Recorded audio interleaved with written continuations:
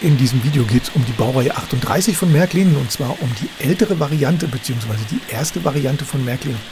Mittlerweile gibt es ein neues Modell, das lasse ich allerdings hier erstmal außen vor, weil das für mich im Moment nicht wirklich aktuell ist, sondern es geht um die alte Variante, die von Märklin ab 1967 produziert wurde. Und hier die Baureihe 38 aus dem 1967er Katalog. Als Märklin das Modell neu eingeführt hat, oben auch die Bezeichnung als P8, so war sie mir damals auch bekannt. Für mich eine der schönsten Varianten mit diesem Wannentender, und das war für mich auch der typische Klassiker, denn so wurde die Lokomotive im Grunde genommen mit kleinen Änderungen von Märklin von 1967 bis 1977 durchgängig produziert. Ich habe dann nochmal geschaut, denn die Lokomotive wird auch später von Märklin in Anfangssets immer wieder mit Güterwagen angeboten.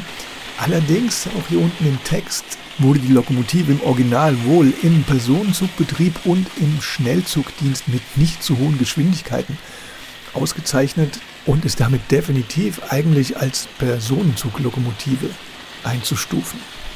Aber Märklin geht es hier wahrscheinlich mehr um den Spielspaß und die Verkaufszahlen als um die Vorbildtreue, und so passt das auch bei mir hier ganz gut ins Bild.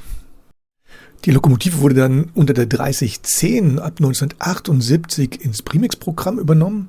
Hier ein Katalogbild aus dem 1978er Katalog. Und die Hauptunterschiede sind wohl gegenüber der Märklin 3098, dass der Tender hinten und die Front am Kessel vorne der Lokomotive ohne Beschriftung auskommen müssen und dass man an der Seite ein wenig im vorderen Bereich von den Gestängen weggelassen hat. Und genau so eine 3010 wurde dann bei eBay angeboten, und ich habe da mal mitgeboten, weil ich diese Wannentender-Variante von Märklin nicht habe. Und im Text haben wir hier Wannentender defekt zum Basteln in 1:87. Lok sieht gut aus, fährt aber nicht zum Basteln oder als Ersatzteilspender. Und für 22,50 € plus 7 € Versand habe ich die Lokomotive dann bekommen. Und so kam die Lokomotive dann zu mir nach Hause. Hier diese relativ klägliche Packung von Primex.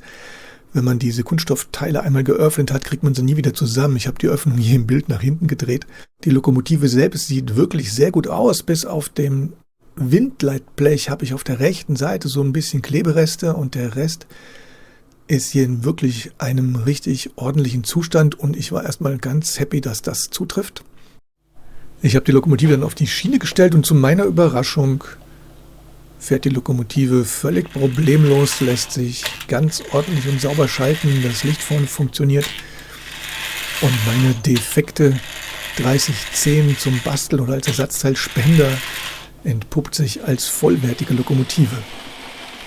Für den Preis bin ich natürlich jetzt absolut happy, und das ist eine schöne Ergänzung zu meinen anderen Baureihe 38. Andererseits ist es so, dass natürlich mein Videothema in dem Sinn hiermit erledigt war, und ich dachte, ich habe was zum Reparieren. Wenn ich nicht klarkomme, frage ich die Community. Aber das Thema ist erledigt, und ich habe für 22,50 € eine schöne Baureihe 38 mit Wannentender in meinem Sortiment. Ich bin dann hingegangen und habe geschaut, was es ansonsten von der Baureihe 38 von Märklin noch gab. Und zwar gab es dann ab 1977 die Variante mit den großen Windleitblechen von Märklin beschrieben. Das müssten theoretisch Wagner-Windleitbleche sein, wenn mich nicht alles täuscht. Und hinten angehängt ist dann ein vierachsiger Kastentender. Etwas enttäuschend für mich ist hier, dass wir eigentlich 2 Drehgestelle unter dem Tender montiert haben, und Märklin hat sie also als 4 feststehende Achsen ausgeführt. Das macht bei mir auf der Anlage sogar ein bisschen Probleme. Bei Rückwärtsfahrt hat es mir den einen oder anderen Tender dann wirklich auf meinen alten, relativ groben Metallweichen dann schon mal rausgehoben. Und ich denke mir, das hätte man eigentlich schöner lösen können, indem man wie bei dem Wannentender 2 Drehgestelle drunter gepackt hätte. Ich glaube, das wäre von der Funktion der Optik etwas besser gewesen. Hier ist dann meine Variante von der 3099. Müsste Anfang der 80er Jahre sein, die Lokomotive. Dann hier in der Ausführung mit den großen Windleitblechen. Und ab 1988 hat Märklin dann die Variante wieder verändert, hat sie so ins Hobbyprogramm übernommen bis wohl 2003, wenn mich nicht alles täuscht, und hat der Lokomotive damit die kleinen Windleitbleche verpasst, und das müssten die Witte-Windleitbleche sein, wenn mich nicht alles täuscht. Und das ist dann sozusagen auch meine neueste Variante von diesem Modell. Dann hat Primex 1988 den Orient Express herausgebracht. Hier ein Bild von dem 1988er Katalog. Und auch diesen konnte ich irgendwann erwerben und hier ist die Lokomotive dann in der braunen Variante als SNCF-Version, wie es in der Packung 2701 von Primex für den Orient Express produziert wurde. In der Version fehlen dann auch die Windleitbleche komplett. Ich weiß nicht, ob das irgendeinem Original entspricht oder ob das jetzt hier einfach der Primex-Version und dem Orient Express angepasst wurde. Dafür ist aber das Gestänge komplett geblieben und Märklin hat hier nicht einen Teil vom Gestänge weggelassen.